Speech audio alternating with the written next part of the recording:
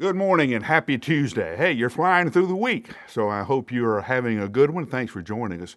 And we're hoping in this time we can kind of talk about where we are in Scripture, what's going on, and maybe bring a little deeper meaning to the passage we're dealing with. But having said all that, I'm going to change it. I'm going to change it because I've been reading on my own and doing my own Bible study, which I always do.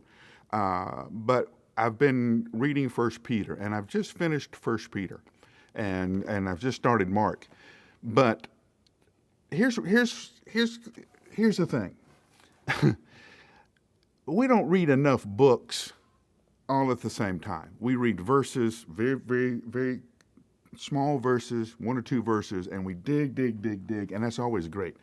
But we do not spend the time to see how the whole argument is developed or how the whole story is told.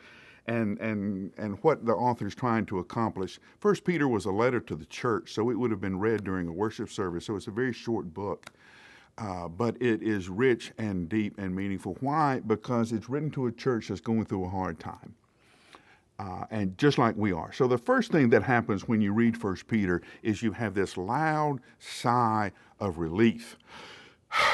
Why? We've been here before.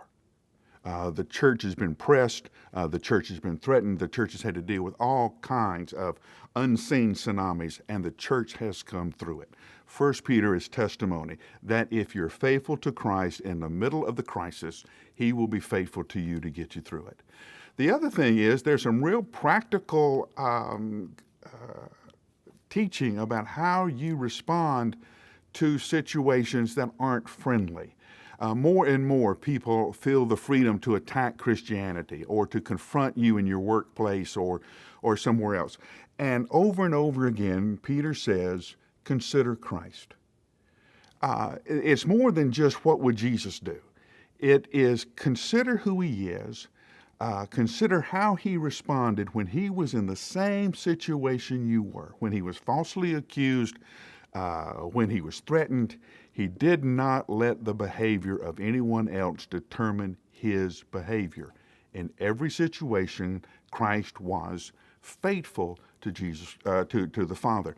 Now, this whole book, that can be summed up in that one phrase, consider Christ. As you're going through your life, consider Christ. What are the values that Christ had? Are there the values that you have? How are you responding to the challenges that are being put before you on that day? How are you leading other people around you to respond? Because you're just not responsible for you, but you're responsible for all those brothers and sisters around you. How are they doing when they're pushed and shoved in the world around us? Consider Christ. He has shown us how we are to live in tough times, and they wrote it down for us. It's right here in 1 Peter. Now, where can you find 1 Peter? Right in front of 2 Peter. Oh, preacher joke, just had to get it in. Read books all together. Read one gospel at one sitting. Read the letters. You can do it easily at one sitting, and pay attention to that great big story that all of them are telling. And for 1 Peter, it's this: consider Christ. I'll give you 60 seconds to do that, and I'll see you tomorrow.